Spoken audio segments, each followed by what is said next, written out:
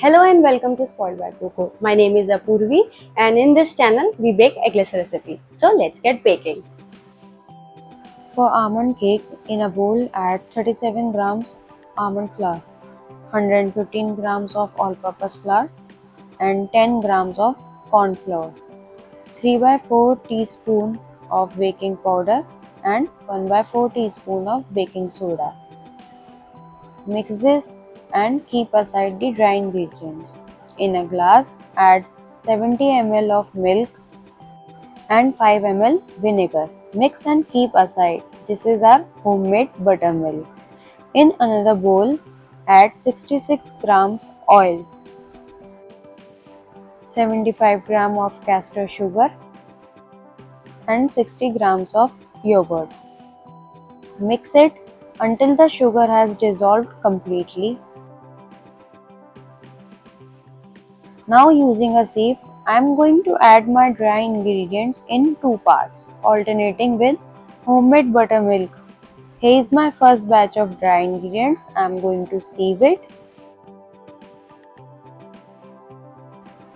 Add a pinch of salt also.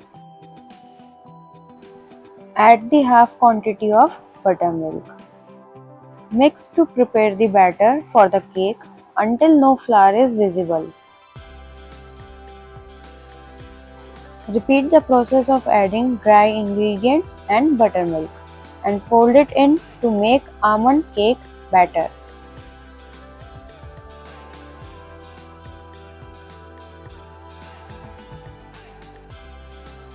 Now pour the batter into a pre-lined 7-inch square pan.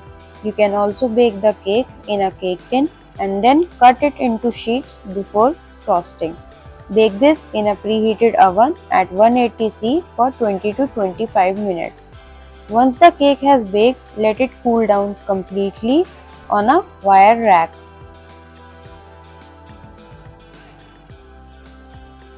While the cake is cooling, let us make our in-house toffee. For that, in a deep pan, melt 112 grams of butter. Here I am using salted butter. If you are using unsalted, remember to add a pinch of salt later. Once our butter has melted, add 200 grams of brown sugar. Here I am using dark brown sugar, which is going to give my toffee more darker color than if you use light brown sugar. Using a hand whisk, stir it continuously and help the sugar melt evenly. It might seem like the butter is separating and is floating on top of the mixture, but if you continue to mix the mixture, it will eventually all mix. Once the mixture starts leaving the side of the pan, your toffee is ready. It will hardly take about 10 minutes, but the effort will be worth it. The consistency will be similar to peanut butter. Transfer it to a pre-lined pan or a tray. Here I am using a 5-inch pan since I want proper thick toffee chunks. However, you can spread it thin on a tray. It will spread off its own, or like me, use a spatula to cover all sides and to get even layer. Your toffee will set quickly. Once it does, demold and chop it. I am going to show you how thick our toffee is.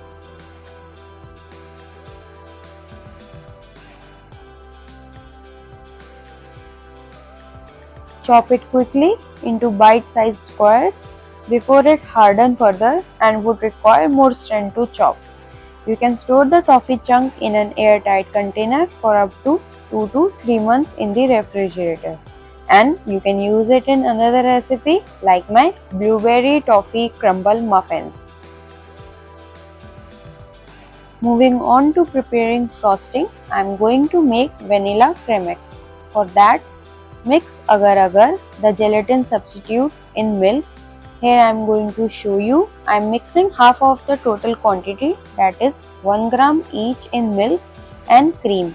You can add it in either and mix.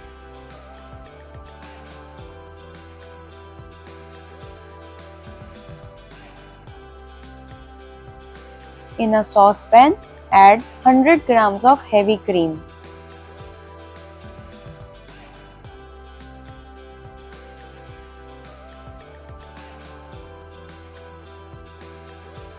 Add milk Agar Agar mixture. Bring everything to near boil.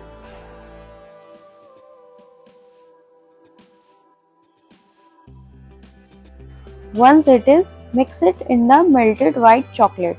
Here I am using 92 grams of white chocolate. Add it in 3 to 4 parts in small quantity and mix it.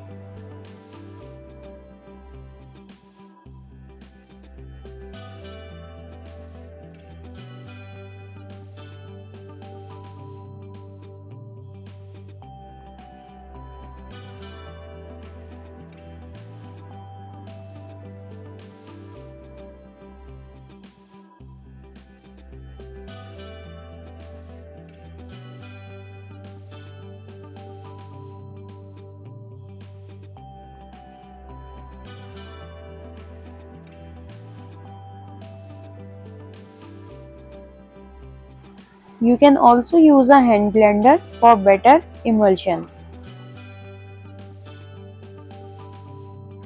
Once done, cover it with a cling wrap such that it touches the surface of a Crémeux and no skin get formed. Keep it in the refrigerator till it sets.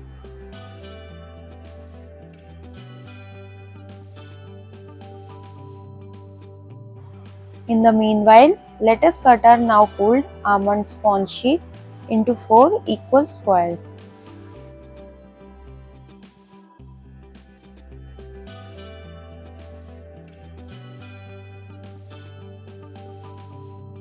Once done, keep them aside.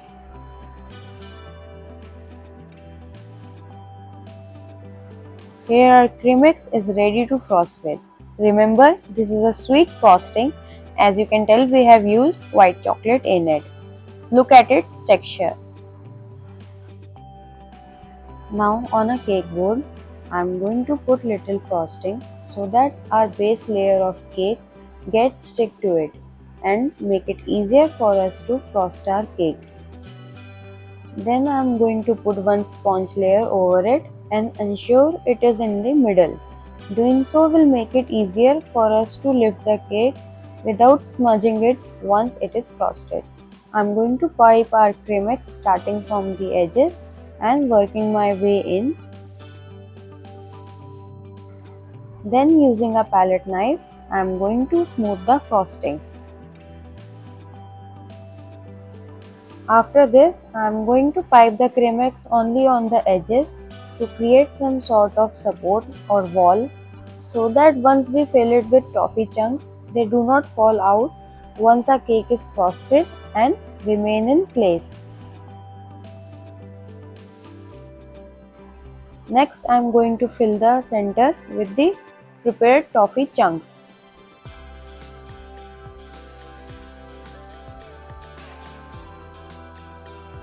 Cover it with another sponge layer.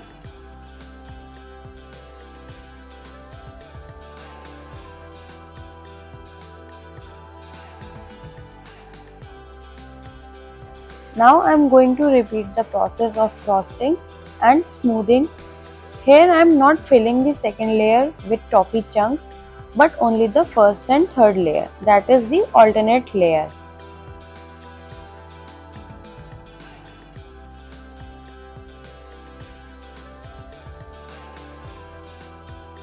Once done, then I am going to put my final layer of sponge and crumb coat it on all sides.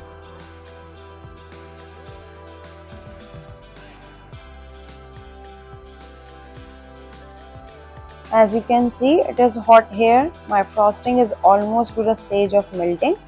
I am going to put both the crumb coat cake and frosting in the refrigerator for about 20 to 30 minutes to stabilize it.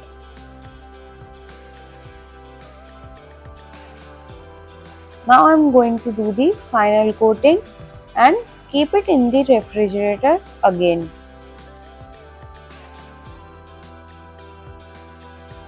While that's chilling, you can Please like and subscribe to my channel for more such eggless recipes. Moving on to the final element preparation before our cake is ready for the final touch. I'm going to make white chocolate toffee slab to cover our cake with. Here I've made a makeshift mold with Lego blocks. I've stacked them in 2 to 3 columns depending on the maximum stability that I can get, then wrapped it tightly with a cling wrap. I have wrapped it in 2 to 3 layers to prevent any leaking of chocolate. Then I have placed it over an OHP sheet or acrylic sheet to get a smooth surface at base. I have placed toffee chunks in the mold randomly. Now I am going to pour my melted white chocolate all over. Then using a spoon or a small spatula like so, I am spreading my chocolate all around, especially at all the nooks and crooks. Don't worry about the uneven surface since we want it to give a natural wavy pattern. But if you want smooth surface on top, you can tilt the mold to let chocolate flow naturally. Just one thing to keep in mind, make or use small mold size since it will be easier handling in. Once done, let our chocolate set, then demold it carefully like I am. Now cut it into 4 squares according to your cake size.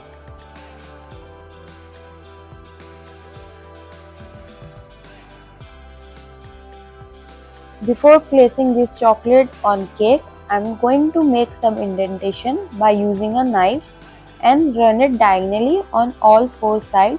This will help sticking the toffee chocolate slab or tile easier. Then on the side of the sheet that is going to face cake, I am going to pipe the frosting diagonally in the same way we did while removing it from cake. Then gently I'll place my toffee chocolate sheet and press slightly like a gentle nudge. Don't use force, instead do it carefully and gently.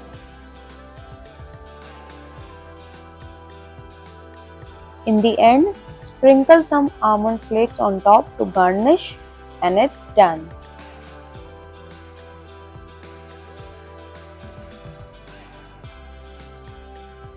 I'm going to slice it and show you how it looks from inside.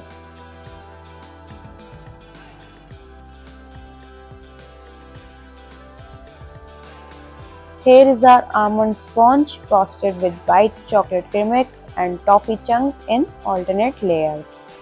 Thank you for watching. Spoiled by Coco.